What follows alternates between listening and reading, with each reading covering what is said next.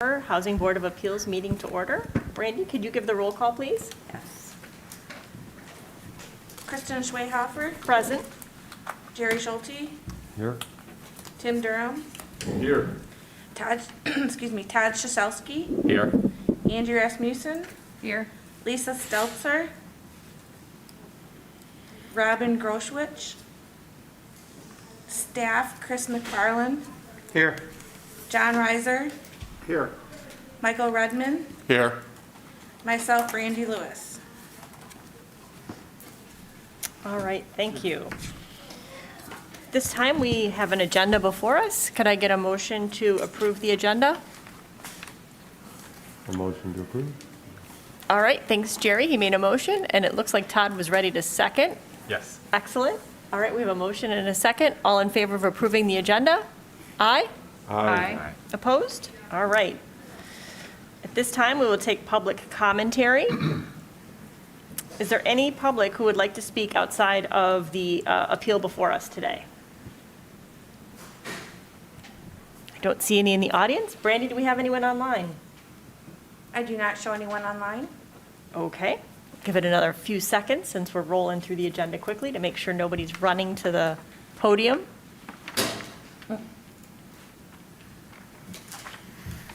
All right, then I will close public commentary. The next item on our agenda is the approval of our June 14th, 2022 minutes. I move to approve the minutes from our June 14th, 2022 meeting. All right, Angie moved to approve them. Second. Tim second. All in favor of approving the minutes? Say aye. Aye. Opposed? All right. The next on our agenda is special presentations. Did we have a special presentation today? Okay, then I will move on to unfinished business, which is Appeal 22-1163. We have an updated staff report and addendum from the applicant for 227 Orchard Hills Drive that's included in our packet here. This is an appeal that is a carryover from our last month's meeting in June.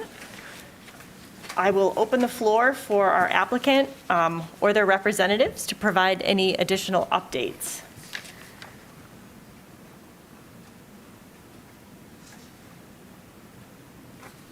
I did submit a updated memo. Just wanted to make sure that the board was able to access that.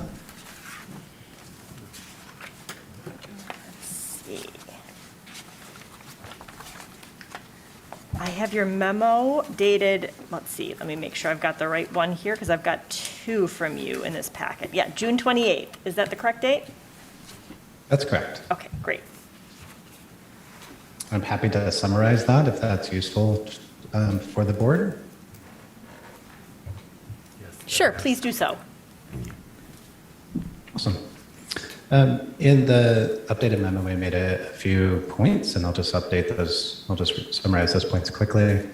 Point one was irreversible damage. The Renting Housing Services in Ann Arbor has asked us to modify the structure.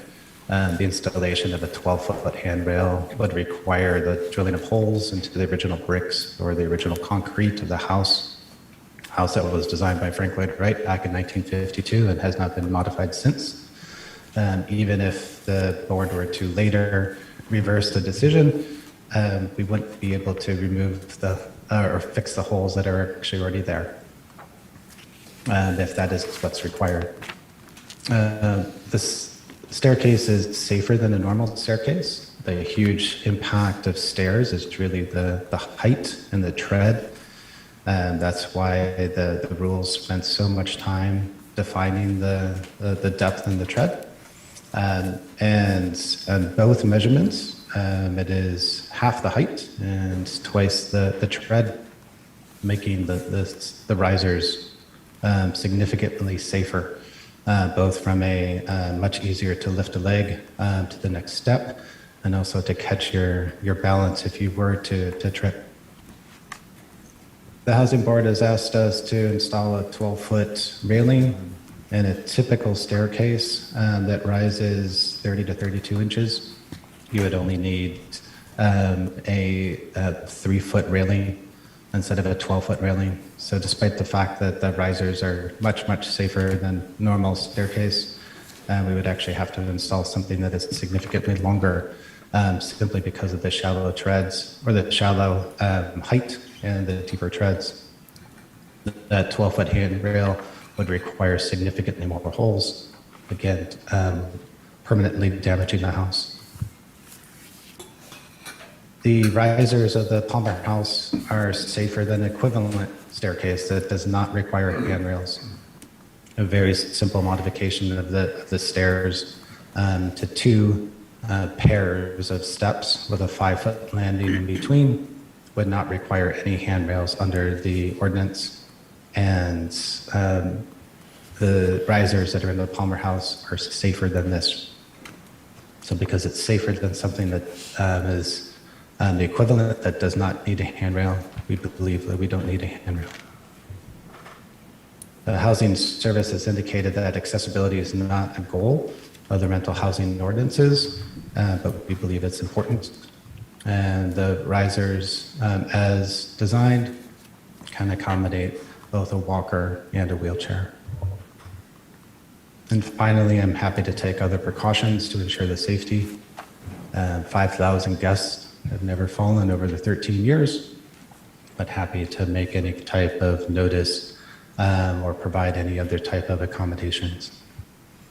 And with that, I would request the board to approve our variance.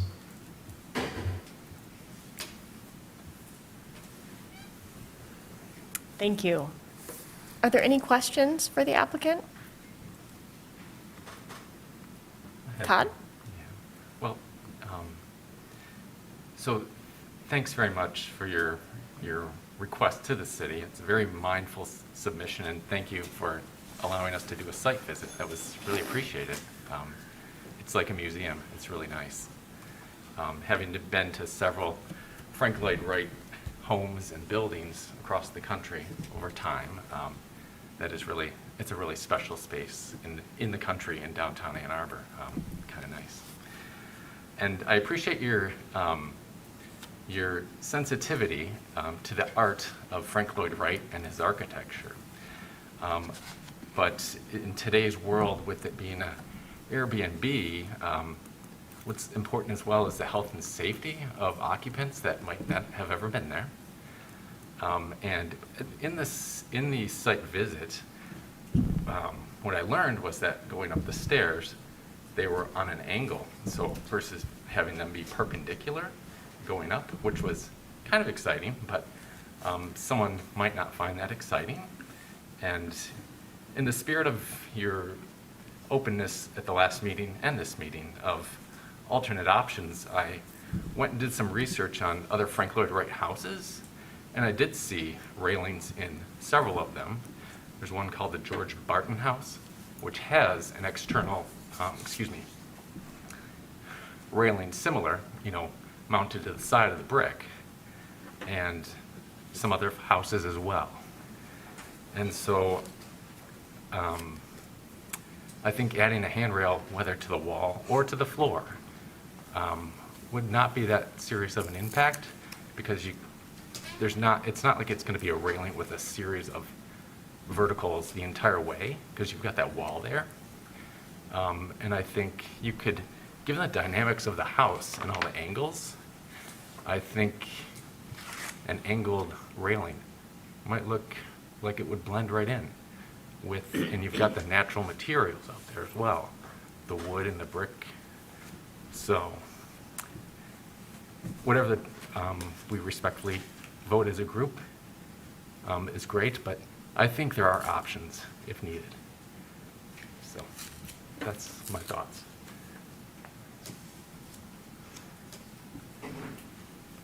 Thank you. Are there any other questions or thoughts from the board? I'll just give a thought, Kristen. Thanks, based Jerry. On my review. Again, my primary purpose for the site visit was to get a feel for the stairs. It is an unusual tread and riser combination. And I will say, I felt it was a very natural feel walking down it. You didn't get the impression that if you, stumbled, you'd continue down, the flight of stairs. I didn't gravitate towards the sides as you might in the stairway. So I did find the stairs very navigable. I don't know who, all could and couldn't attend, but I found the stairs very navigable, and you had time to think about your steps. So I would say this is a little bit unusual compared to a typical tread and riser configuration. And yeah, I didn't feel the need for a handrail there while acknowledging, the city in terms of the interpretation of the code. That's interpreted it correctly, but I felt very safe on those stairs. Thank you. I was wondering, I just had a general question for, I guess, staff. I don't feel like this is a typical Airbnb, and I feel like there has to be kind of something, is there any way to designate it as a museum as opposed to like an Airbnb? Because that's what it felt more like to me. I mean, I felt like I was visiting a museum. And again, like Jerry said, I wasn't uncomfortable on the stairs at all, but I do understand the safety in the future, et cetera. But it also sounded like people are screened pretty heavily, so it's not just like sign up online and you get to show up with 10 of your buddies and hang out and have a weekend like some other Airbnbs. Is there any wiggle room that the city would allow if there was like a waiver signed or something along those lines because of the uniqueness of the property? I guess would be my question for staff. Okay.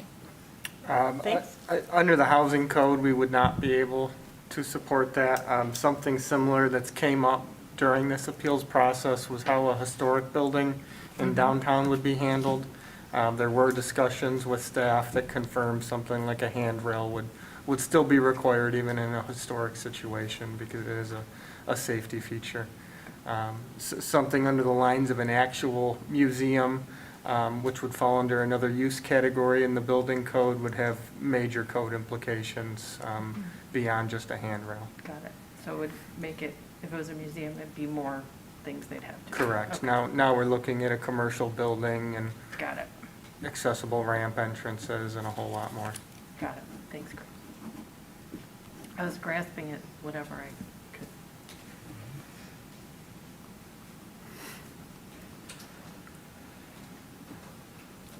I have a question for the city along the same lines. I think Jeffrey's made the point that he's preserved that exactly as designed, and making the case that's without a handrail. Should the board consider approving, leaving it the way it is there a way to tie any future permit application for the house that would involve any kind of modification to the house to then require a handrail as part of that the actions, like again, if the board voted to not have it, could there be a clause where, okay, now you're going to alter the building, therefore had this variance been granted, this variance is no longer valid? That would be a difficult thing for us to track down the road 10, 15 years later. There's really no code context for something like that. The housing code does require the handrail currently. There are some requirements in the residential code for existing buildings to bring these type of items up to current code. Generally, when the remodel exceeds 50% of the house, then we start to look at existing guards and handrails that, meet previous codes, but not today. But something like that would probably be a difficult approach. Thank you. Yep.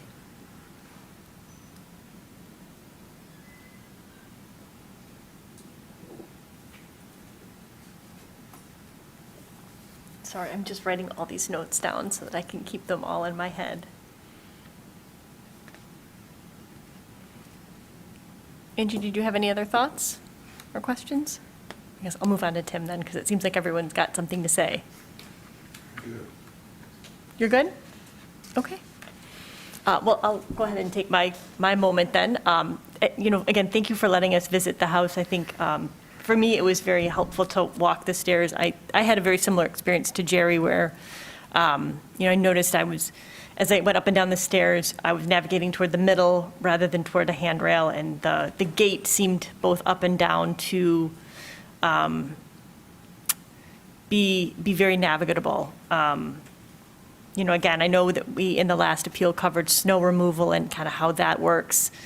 I know the 4 stairs that are into the front door are also covered, so that should also limit the falling of any snow or ice on that staircase, which, again, I felt was maybe part of the design, but maybe, again, just added a little bit of a different factor. Also, just the way the front door was angled, I'm not sure that most individuals would swing out to grab a staircase, again, in that natural feel of how you would enter and exit the home based on where the stairway, the railing would typically be located and where the front door would be located. So, again, I also was wondering, like Jerry had asked if there would be any thought on if there was additional modifications to the original structure, if at that point the handrail item would be reconsidered. It sounds like that's not practical from a standpoint of tracking permits. And John, I'm not sure from a legal standpoint how variances may work, if there could be language legally, if that's not a probable item.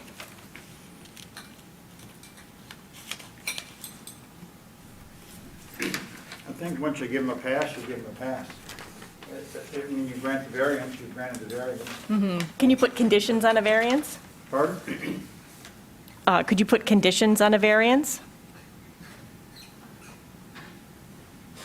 Off the top of my head, I don't know, we'd have to kind of look into that, whether there'd be a condition, so long as it remains a VRBO or Airbnb. I believe you could. It'd be a lot easier to manage something that applies today rather than, we don't know, 2, 5, 10, 15 years from now. Agreed. Running permits and variances through my own office, I know from firsthand experience, keeping all those details situated for thousands of scenarios forever can be very difficult. Now, one comment I can make is if it continues to be a short-term rental and that condition is applied to the rental record, it is somewhat more likely to come up through that process rather than a typical building permit process, because we can only look backwards on the history so much as the remodel comes through, but it's very possible in that situation that it could come up during the next rental housing inspection, because the inspector would look at the permit history, they'd look at the record history, and they would see that there was a condition with the variance, so. In your proposed motion, there are some stipulations you could attach or append to it. And it sounds like, I don't know, Chris, are you saying that's not going to be practical in 7 years, whether the stipulations still apply if they change the use? I think it's very easy to overlook that stipulation down the road, would be my concern. But it's a Frank Lloyd Wright house, there aren't that many, and it's probably something that people are going to be cognizant of if they do change the use. Not that Mr. Schock's plans to change the use, but I guess he could sell it, and someone could want to add a bedroom or something like that. It's possible. I mean, you could add it might give the board comfort in knowing that to the extent that there's a change in use, that there is that stipulation that whatever conditions they want to add, as long as it remains a short-term rental, or as long as it, VRBO or Airbnb, or rental housing, and if they apply for permits to construction, a building permit to change the structure, then it would, they'd have to put the railing up. They could do something like that. I mean, potentially if there's interest in doing that. Couple of quick notes from my side. Be more than happy. I love the direction that this is going because it's basically the spirit of what I've been trying to convey. That I'm attempting very hard to keep this in its original condition. And so I'd be more than happy that if any single permit was filed in the city of Ann Arbor, that we can revisit either this particular issue, or that if we change the use of the house in any way, that we could revisit this particular issue. I'm happy to go down that particular path. I will also note that I'm happy to submit the actual easement that I have with the Frank Lloyd Wright Building Conservancy that stipulates that I cannot make any changes to the structure of the house. And so happy to provide that documentation and happy to go down the path that this particular variance would be either null or would be reviewed again if there was any changes made. You say any single permit, but if you get a new furnace or air conditioning and you need a mechanical permit, does that mean we're gonna make you put in a rail? Or if you wanna change a toilet for a different toilet and you get a plumbing permit, we're gonna make you put in a rail? So whatever makes sense from a permitting standpoint, And however I would language defer to- we want, very broad language of any structural change. I'd be happy to go down that particular path, or any exterior permit, whatever makes sense from a language standpoint.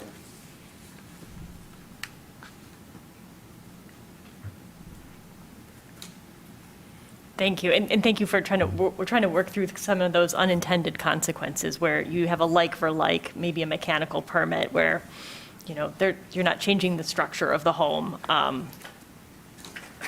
don't necessarily want to go through this again if that's the intent. Appreciate it. Yes.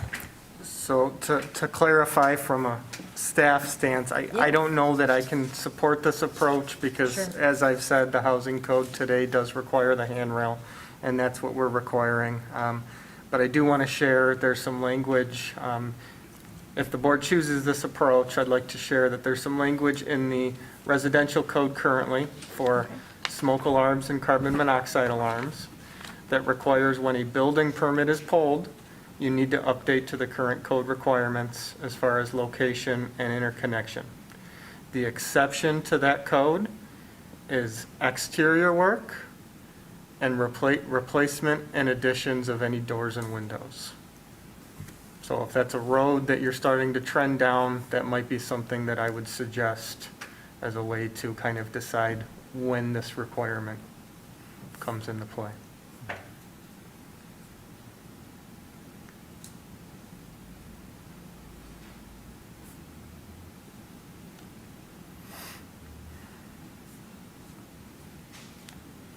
And that is exclusive to building permits, not mechanical, electrical, or plumbing. But just that excludes exterior work? It does. Okay. And that would be an exception here too, because this is exterior work essentially, if I'm understanding you. It's more about what level of work would trigger the additional requirements. Okay, okay. Would that make it any easier to track? No. Okay. I didn't think so, but I thought I'd ask just to clarify.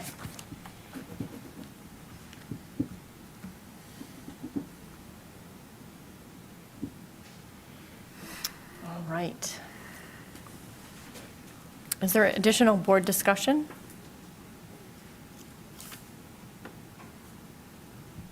I don't think so. Do you I'm feel not like? sure if this makes anything easier, but I'd be happy to, on an anniversary of a variance, to submit an affidavit once a year that says that no exterior modifications have been made. If that's easier to track, to put that burden onto me. I appreciate your willingness to think creatively. I'm not sure that that solves the particular challenges. Okay.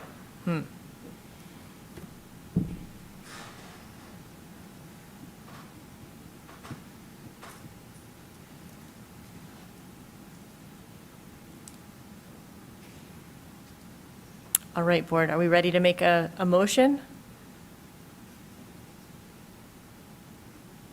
Would you like me to make a motion? Sure. Okay, all right, I'm going to spit it out. All right. So I will make a motion that in case BBA 22 dash, I don't think that's 2001. Oh, yeah, it is. HBA 22-2001, the appeal of the building official's decision that the rental unit at 227 Orchard Hills, I don't know why this is the language, does not get relief from Section 8502, and the Housing Board of Appeals reverses the building official's decision for the reason of practical difficulties or undue hardship. I second. All right, we have a motion and a second. Is there discussion? I think if that's the avenue, it would be helpful, even though the city, the letter from the Conservancy or your commitment not to make changes really doesn't mean that much from a code standpoint, but I would ask that that would be submitted as part of the backup. That would give some level of, why this is an undue hardship. One additional question, is there a way, do you guys have someone sign a contract before they come? Do you have someone sign a contract before they stay?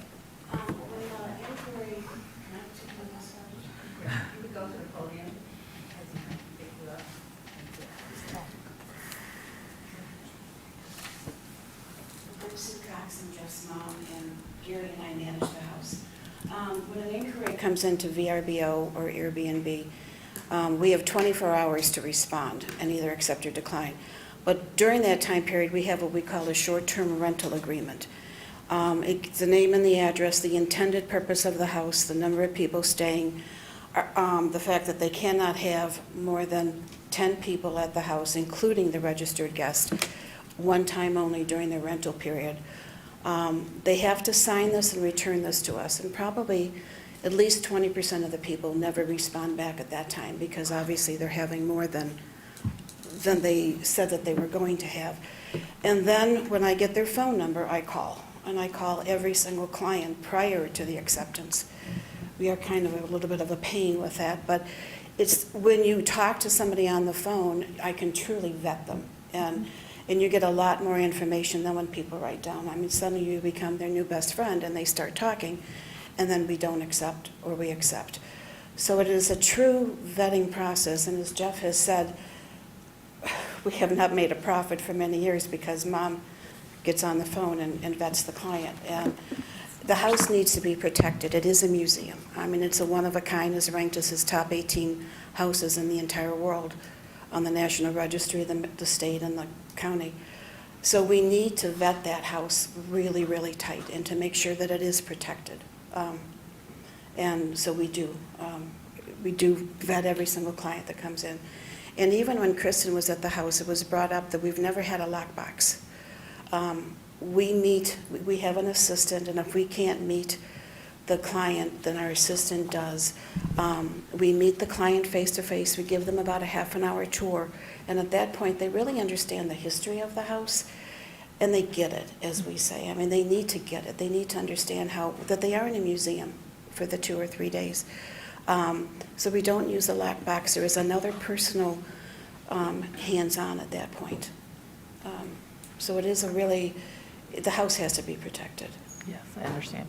Okay. John, is it possible to add a clause that acknowledges it doesn't meet city code? I mean, is it possible to add a clause to their contract that someone signs it that says it doesn't meet city code? Or is that kind of, You mean current city code, or? well, that they had applied for a variance for the is there any way to have the person who stays there acknowledge they know there's not a handrail, I guess is what I'm trying to say. If they have a contract signed by whoever's staying there, not that that they know that there's not a handrail. Is that a So possible, is that an you've got additional? this, you've got the model motion in front of you, correct? Right, And at the bottom, there are stipulations. And so something like the applicant shall inform all prospective tenants that there is not a railing on the front and it doesn't meet code.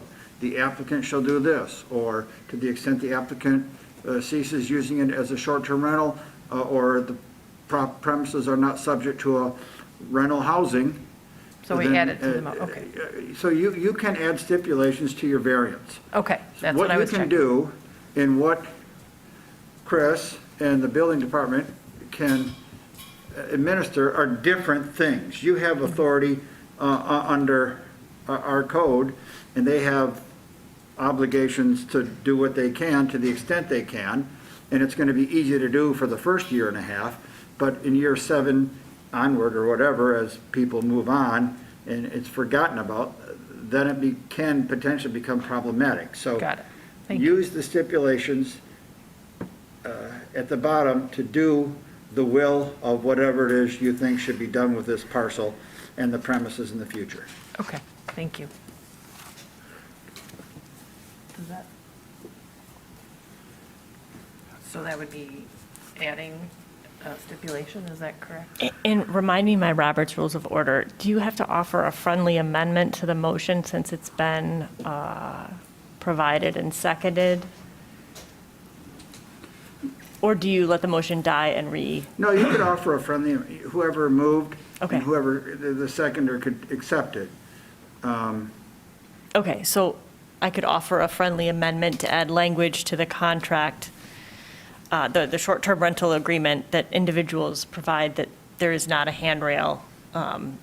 There's not a handrail at the front entrance of the house, and that does not meet current city building code, housing code? Housing code. Housing code.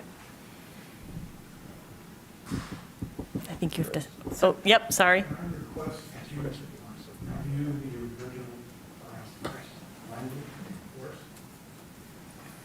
Oh, the motion? Absolutely. Well, let me get a second, and then I'll repeat it, because poor Brandy's taking minutes, and we want to make sure that everybody's, like, got it on the same page. And I have it in my packet, so it's a little easier for me to do. Okay, so Okay. I would like to, I think you just have to second the friendly amendment. oh, okay, I'd like to second the friendly amendment. Okay. All right, so let me reread it so that we've got it, and make sure that we all agree that that makes sense. Yeah, sure. Okay, so the proposed motion, just to reiterate, is that in case BBA 22-2001, the appeal of the building official's decision that the rental unit at 227 Orchard Hills Drive not get relief from Section 8502, and the Housing Board of Appeals reverses the building official's decision for the reasons that practical difficulties or undue hardship exist. Additionally, the owner will provide a clause in their short-term rental agreement that there is not a handrail at the front stairs,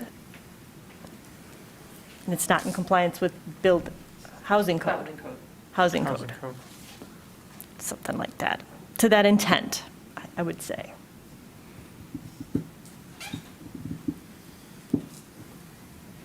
Second. Okay.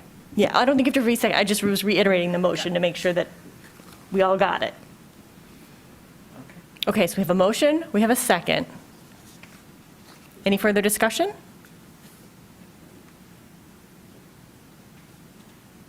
Okay, I'm not seeing any. Well, all in favor of the motion, please signify by saying aye. Aye. Aye. And opposed? Opposed. Opposed. All right, I believe the motion carries 3-2. Do you need names, Brandy? Yes, please. All right, I believe Jerry, Angie, and Kristen supported, and Todd and Tim did not.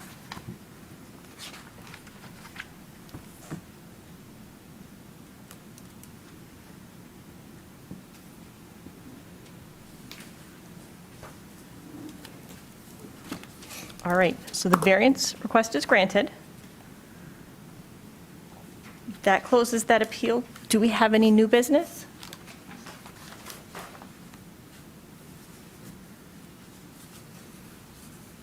Seeing any, I would entertain a motion to adjourn. Yes. Do you want us to submit the proof of short-term rental to you or we can even post it on the website? Yes, let's work together on that. Okay. Yeah, well, I mean, probably with Chris, because he probably knows the right building code to cite. And we can keep that on file as well. Thank you. All right, I'd entertain a motion to adjourn.